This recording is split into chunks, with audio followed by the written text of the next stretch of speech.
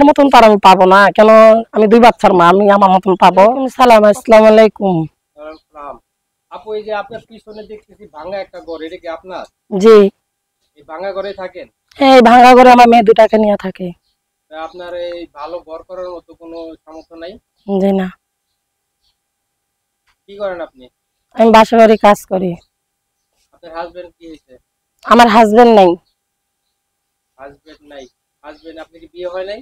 বিয়ে হয়েছে, আমার 2টা কন্যা সন্তান আছে, হাজবেন্ডের সঙ্গে আমার ডিভোর্স হয়ে গেছে।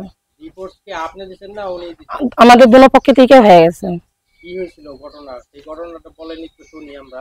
আমার 2টা কন্যা সন্তানের জন্য আমার ডিভোর্স হয়ে গেছে। যখন আমার মনে করেন আমার 2টা কন্যা সন্তান কেন হইলো, আমি যৌতুকের টাকা কেন দিতে পারলাম না? আমার তো বাবা থাকতে বাবা নেই, মা নাই, কোনো ভাই বোন নেই। আমার একটা খালা ছিল, খাওয়া মারা গেছে। এই শুধু কি কন্যা সন্তান হয়েছে দেখে কি আপনার সাথে ডিভোর্স হয়েছে? জি।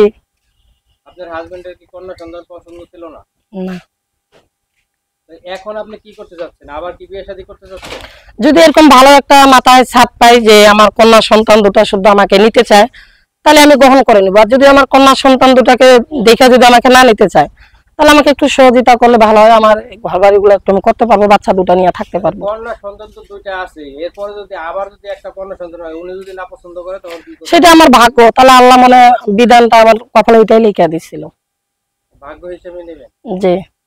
আচ্ছা। তো কেমন ছেলে আপনার পছন্দ? সে যেমনই হোক।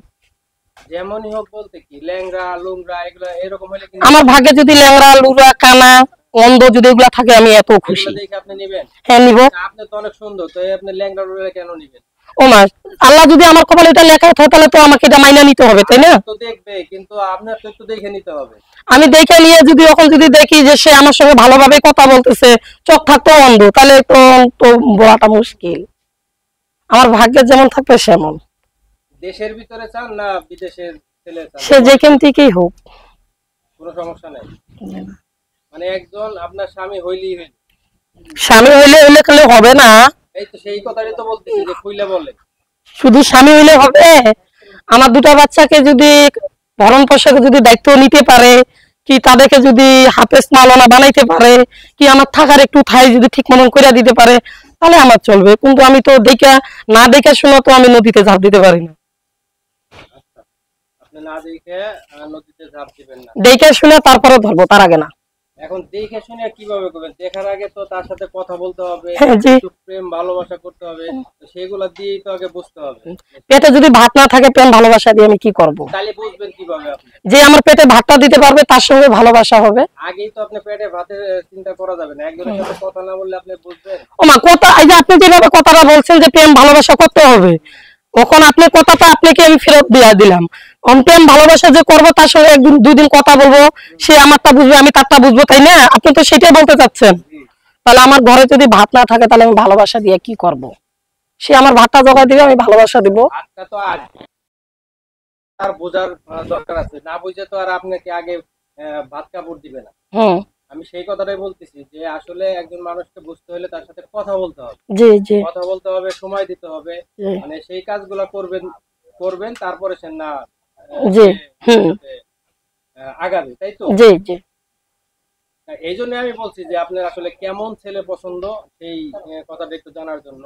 তো আপনি বলতেছিলেন যে যেমনই হোক হইলে তো আর হইলো না। আপনি একজন সুন্দরী একজন মেয়ে, আপনি যদি একজন রিক্সাওয়ালা বা লেগরা গোজা এগুলো যদি আপনার পছন্দ করে, আপনি তো করবেন না। আমি সেই কথাগুলো একটু জানতে চাইছিলাম যে আপনার একটু পছন্দ মতো কেমন পছন্দ, সেই কথাটা একটু জানার। আমি যেরকম, তার থেকে একটু বেশি হোক।